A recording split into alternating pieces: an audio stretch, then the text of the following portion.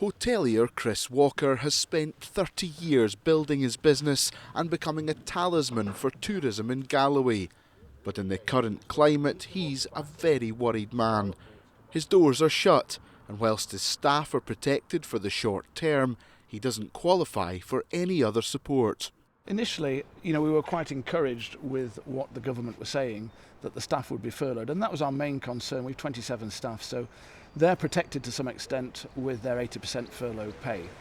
The problem we have now is when all the other legislation came through and the guidelines was that the grants that are going out from £10,000 to £25,000 to small bed and breakfast, small restaurants, to medium-sized hotels that had a rateable value up to 51,000, we're going to get 25,000 or 10,000.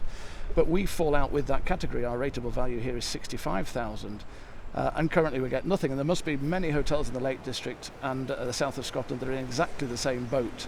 I mean, at this time of year, what tends to happen in our industry is that you go through the summer and you make hay whilst the sun shines, you put that through and put it away somewhere, and then when the winter comes, we do have a drop of trade in the winter, but we get through it. We come to January, we pay our taxes, we pay everything up to date. We think, okay, how's cash flow looking? As this January, we decided to close the hotel for 10 days, did a big kitchen refurbishment of £28,000 in the hope that there was a good season ahead of us. And it was looking very good, to be honest with you. I was probably looking at the best May we've had on our books for a long time.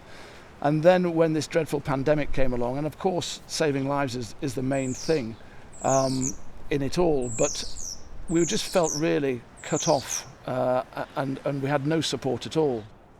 You talk about borrowing your way out of it. Is that an option for you? Is it the only option for you?